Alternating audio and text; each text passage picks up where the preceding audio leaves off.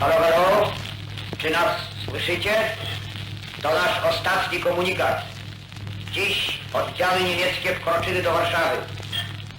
Jeszcze Polska nie zginęła.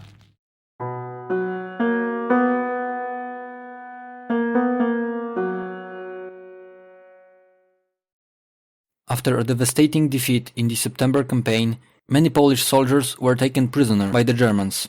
Some, however, together with the Polish government in exile, fled through Romania and Hungary to France. The emigrants very quickly began to be organized into a real army by the Polish government. They were led by Władysław Sikorski, the commander-in-chief of the Polish armed forces. But not everything was going his way. Initially, he assumed the involvement of Poles from Great Britain and North America. This plan, however, turned out to be a failure. On January 4, 1940, appropriate agreements were signed between the Polish and French governments, and the Polish army in France became a real force subordinate to the French army. However, it didn't consist only of soldiers from the Polish defensive war.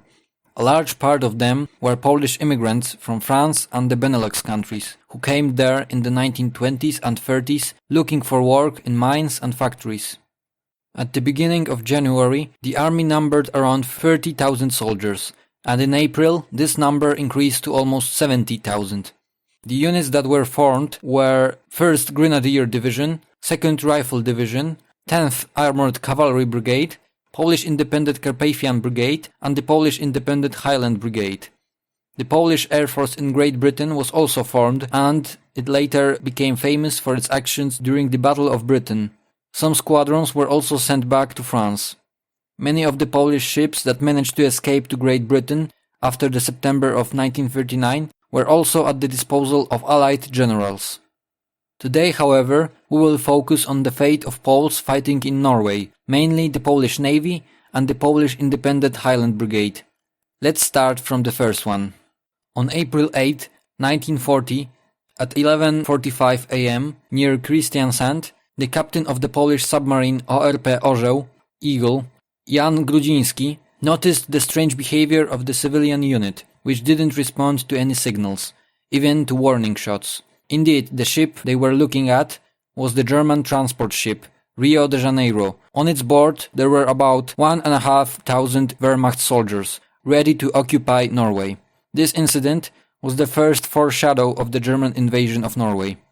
Rio de Janeiro has received several signals from us, but hasn't responded to any. Then 2 our machine guns started firing warning shots. After a while, the commander ordered to send the signal again. When 5 minutes had passed, without an answer, the commander gave the order to launch the torpedo. After 1 minute and 20 seconds, an explosion shook the air. The Germans from the sinking Rio de Janeiro jumped headlong into the water. Then we circulated under the water, went to the other side of Rio de Janeiro and fired the second torpedo. When the smoke cleared, the ship was no longer visible. Then we sailed closer to the place where it should be. We saw exactly that those people were all Nazi soldiers dressed in uniforms. They were all dead. About 1,500 dead bodies floating in the water. Felix Prządak, mate of ORP Orzeł. 2 months later, the Polish submarine went missing under mysterious circumstances. There are discussions to this day as to whether it was sunk by a British or a German sea mine, or mistakenly by a British seaplane. The history of ORP Orzeł, which reached the shores of Great Britain via Estonia and Sweden, is very interesting in itself. You can find out more about it in this video on the History Guy channel. Thanks to the information obtained by the crew of ORP Orzeł, the Allies were able to prepare an expeditionary force. Great Britain initially sent its Royal Navy to Norway, including Polish ships.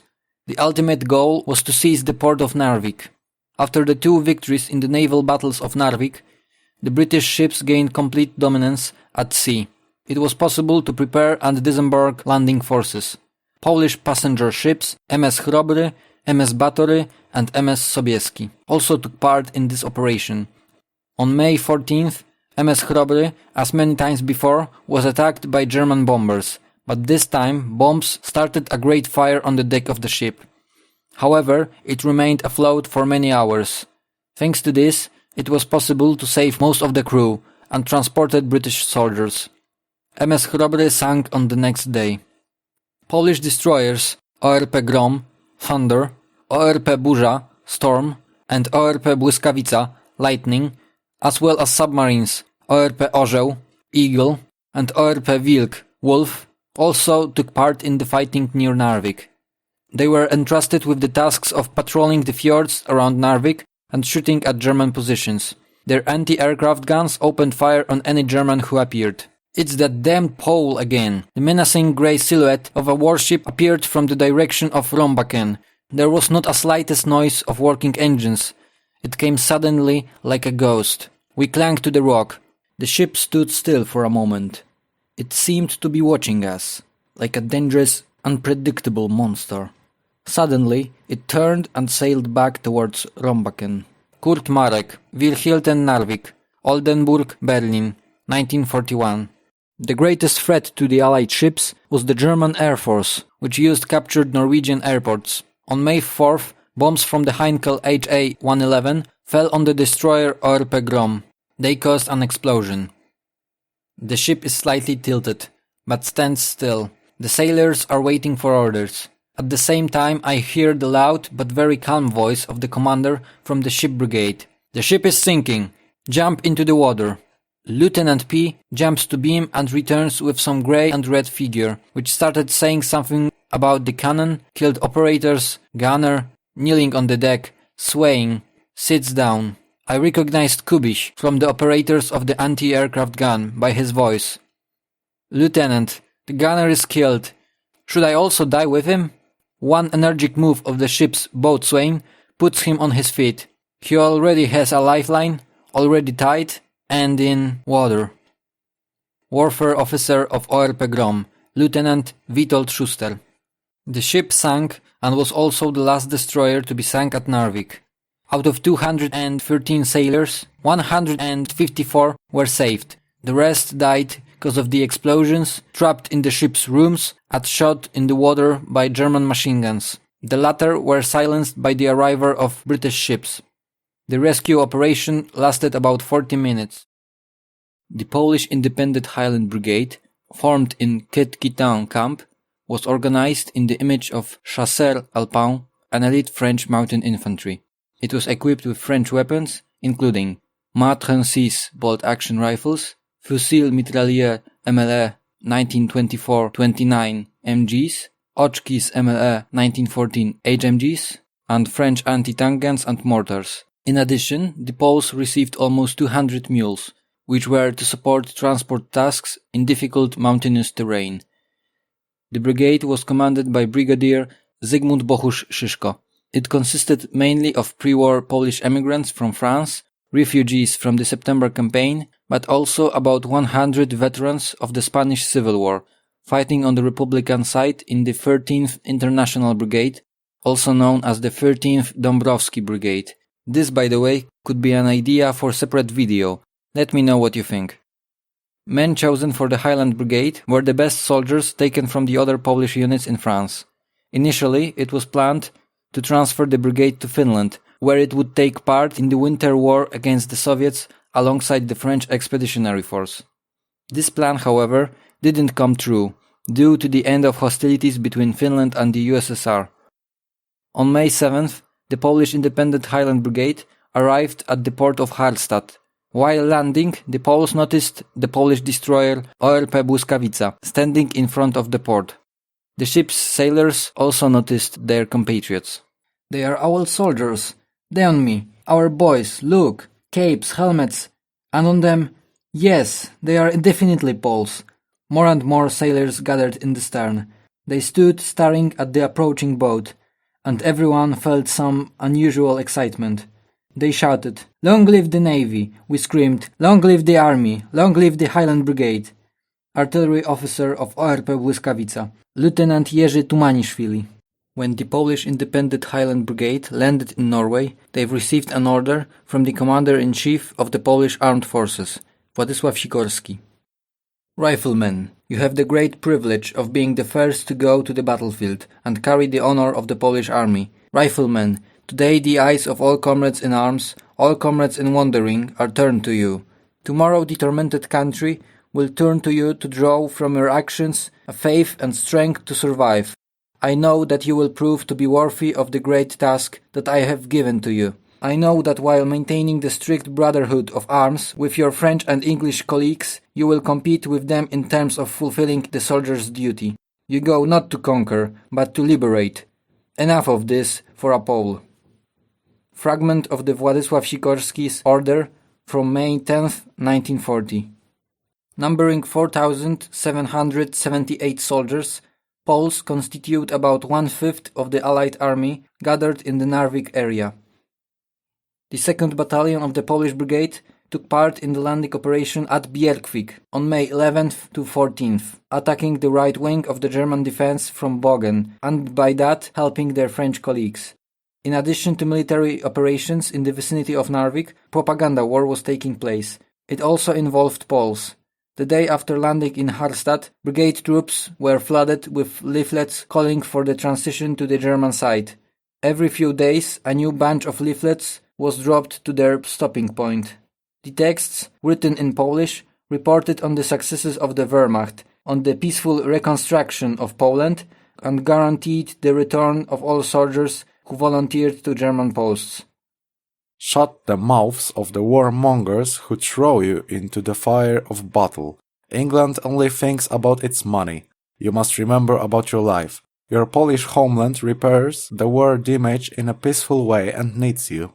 One of the German propaganda leaflets dropped onto the Polish soldiers near Narvik. When this type of propaganda turned out to be ineffective, it was decided to change its target. Rumors spread in the German army that Poles were barbarian mercenaries fighting for the Allies for British money.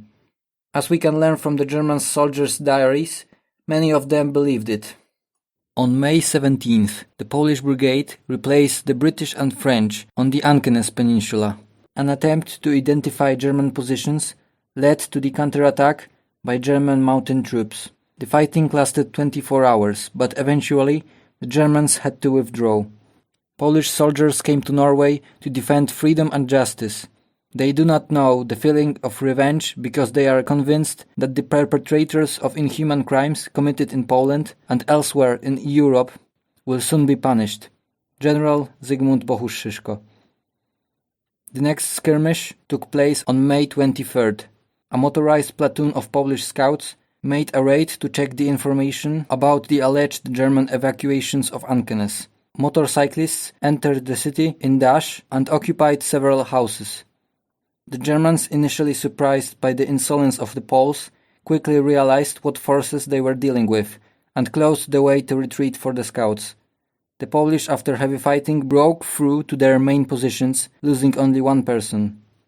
The Allied forces near Narvik were slowly gaining the initiative, but the situation in France looked critical, and therefore a decision was made to evacuate from Norway.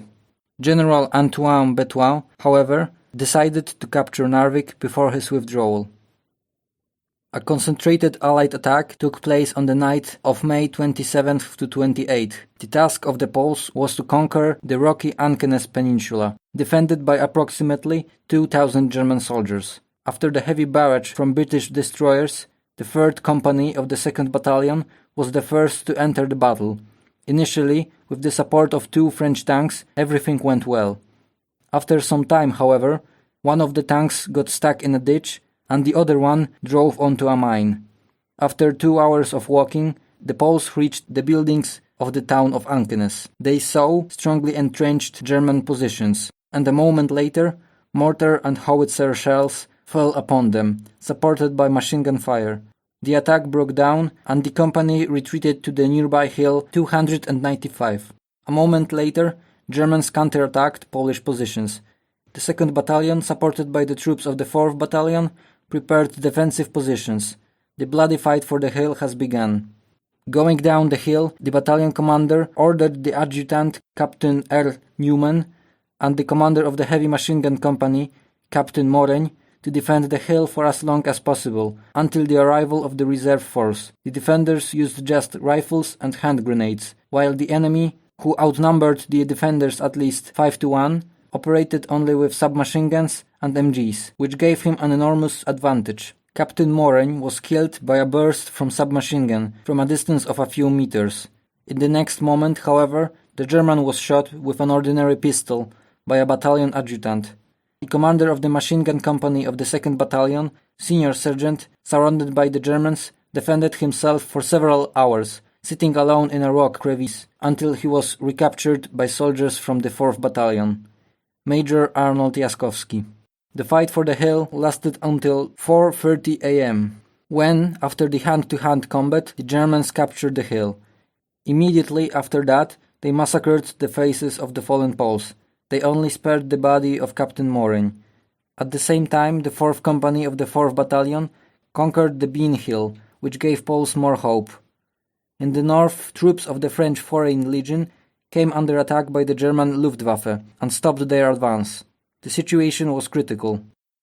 If the Polish attack stops too, then the entire Narvik operation is in danger of becoming a catastrophe. General Antoine Betoit. Soon after, the Polish troops reached Nyborg. The Germans began evacuating to Narvik by boats. The last barge, shot at by 4 Polish MGs, sank. The few soldiers who swam back to Nyborg were taken prisoner. The Germans withdrew from the hill 295 to Ankenes, and a moment later the entire town was evacuated. Due to the dense fog, the soldiers were able to get through the Polish lines towards the Swedish border. The Poles were ordered to quickly occupy the village of Beisfjord and complete the encirclement. At 5 a.m. on May 29th, the 1st Battalion of the Polish Independent Highland Brigade captured Beisfjord, joining with the French motorcycle unit and eventually fulfilling its task. An interesting incident happened on the same day. Lieutenant Maniewski from the 4th Battalion put on an English Brody helmet on his way to the patrol. Among the rocks, he came across a German who mistook him for an Englishman and shouted with joy, "Kamerad, good English." Maniewski took his gun and replied, "Ich bin kein English, ich bin Pole." German paled, and with a voice trembling with fear he stammered, "Mein Gott, wieder diese Polen." My God, those Poles again. During the Battle of Narvik, 66 soldiers of the Polish Independent Highland Brigade died. 13 went missing, and 130 were wounded. The Polish efforts were noticed by the Allies, and General Antoine Betoit congratulated the brigade commander, Zygmunt Bohusz-Szyszko, by phone and later personally. So a man fought here against a man, courage against courage, fierceness against fierceness. The Germans succumbed, and our soldiers learned that even the best of the Germans can not only be fought, but they can be beaten. The echo of these fights spread all over the world, and most importantly, it reached our homeland. Each, even the smallest victory of the Polish troops is a joy for our people and a great encouragement to survive. Moreover, it is the best proof that we fight, we want to fight, and we will fight. General Zygmunt Bohusz-Szyszko. On Thursday evening, 30 of May, at the village cemetery in Majeli, the funeral of the fallen soldiers of the Polish Independent Highland Brigade took place. They were buried in a common grave, wrapped in blankets and cloaks. Fresh earth spilled on the mortal remains of the heroes from Narvik. On the raised grave, the Highlander Hans put an oak pole with a Polish Highland chapel with an image of the Virgin Mary and the inscription, "Polish soldiers who died at Ankenes, colleagues." Norwegian priest assured the Polish soldiers that the local society will never forget about those who gave their lives for the freedom of Norway. "We will put a monument in most beautiful place, a proof of permanent remembrance," he said. "Attention! Look at the grave of the fallen," was the last farewell. Memories of Władysław Dek, written in his book Narvik and Falaise, Warsaw, 1981. At the beginning of June, the Allies ordered the evacuation of troops from Narvik. Polish transport ships MS Batory and MS Sobieski took part in it. The last Polish soldiers left the Norwegian fjords on June 8, 1940. When we boarded the Sobieski, we were stunned by the luxury. How different was this world in a Polish ship from everything that happened during the last month. Together with Newman, we got a great cabin for two. Next door, bathroom. There was a hairdresser and a bar, and there was a wide selection of alcohols, including Polish vodka. Władysław Dek, Narvik and Falaise, Warsaw, 1981. The Battle of Narvik was the first Allied victory in World War II, even though it was only a tactical victory. However, the mission of the Polish Independent Highland Brigade wasn't over yet.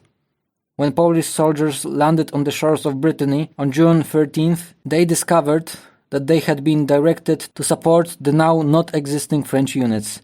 Their situation was hopeless, with the last ships evacuating from Dunkirk more than a week earlier. Despite this, the Poles resisted the German army and suffered heavy losses. As a result of the heavy fighting, the brigade dispersed. Some soldiers went directly or via Spain to Great Britain, some to Egypt, and others joined the ranks of the French resistance. Those who ended up in Great Britain were called by the British Polish Narvik Brigade.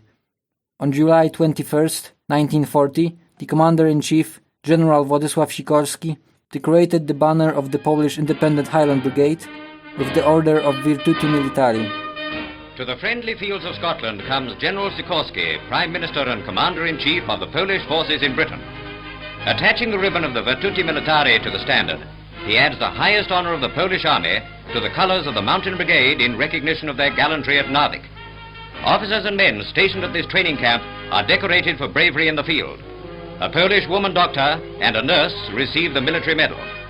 Of the original strength of the brigade, only 35% remain. The places of those who fell in the campaign in Poland have been taken by miners and peasants from the plains. Thousands of Poland soldiers are ready to fight on. Theirs is the spirit that can never be conquered. Soon after, in August 1940, the brigade was disbanded. Many of its soldiers, however, joined the Podhale Rifles Battalion. It was part of the 1st Armored Division, which later became famous during the Battle of the Falaise Pocket in 1944. That's all I wanted to tell you about in today's episode, dedicated to the Poles who fought in Norway in 1940. In the following episodes, I'm going to talk about the rest of the Polish troops that fought in 1940 in the defense of France, including Polish airmen and tankers. So, if you're interested in these topics, don't forget to subscribe and rate the video. See ya!